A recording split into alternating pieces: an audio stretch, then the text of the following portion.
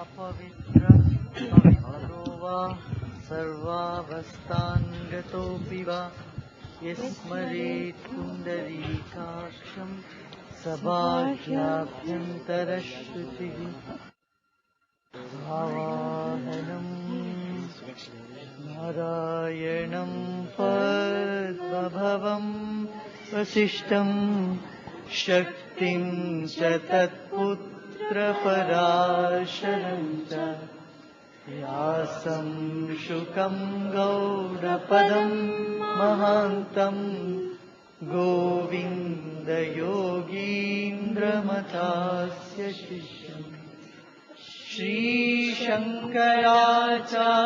श्रीशङ्कराचार्यमथास्य पद्मपदं च हस्तामलकं च शिष्यम् तं त्रोटकं वार्तिककारमन्या अस्मद्गुरुं सन्ततमानतोऽस्मि श्रुतिस्मृतिपुराणानाम् आलयं करुणालयं नमामि भगवत्पादं शङ्करं लोकशङ्करम् शङ्करं शङ्कराचार्यं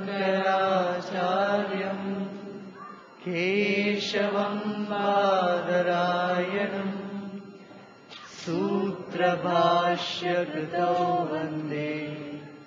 भगवन्तौ पुनः पुनः यद्वारे निखिलानिलिम्पपरिषत् सिद्धिं विदत्तेऽनिशम् श्रीमच्छ्रीलसितं जगद्गुरुपदं नत्वात्मतृप्तिं गता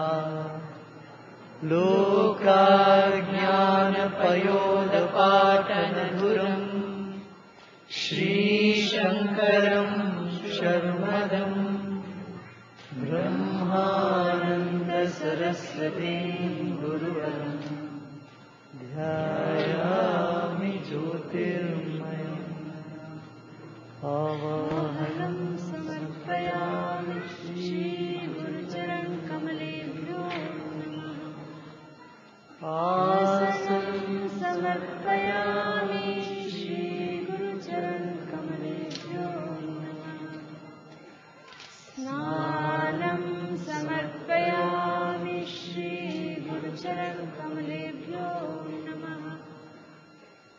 वस्त्रं समर्पयामि श्रीगुरुचरणकमलेभ्यो चन्दनं समर्पयामि श्रीगुरुचरणकमलेभ्यो अक्षतां समर्पयामि श्रीगुरुचरणकमलेभ्यो पुष्पं समर्पयामि श्रीगुरुचरणकमलेभ्यो धूपं समर्पयामि श्रीगुरुचरणकमलेभ्यो दीपं समर्पयामि श्रीगुरुचरणकमलेभ्यो आचमनीयं समर्पयामि श्रीगुरुचरणकमलेभ्यो नैवेद्यं समर्पयामि श्रीगुरुचरणकमलेभ्यो आचमनीयं समर्पयामि श्रीगुरुचरणकमलेभ्यो ताम्बूलं समर्पयामि श्रीगुरुचरणकमलेभ्यो श्रीफलं समर्पयामि श्रीगुरुचरणकमलेभ्यो आराध्यम्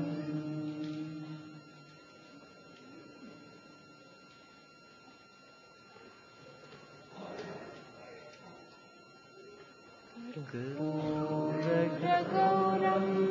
करुणावतारं संसारसारं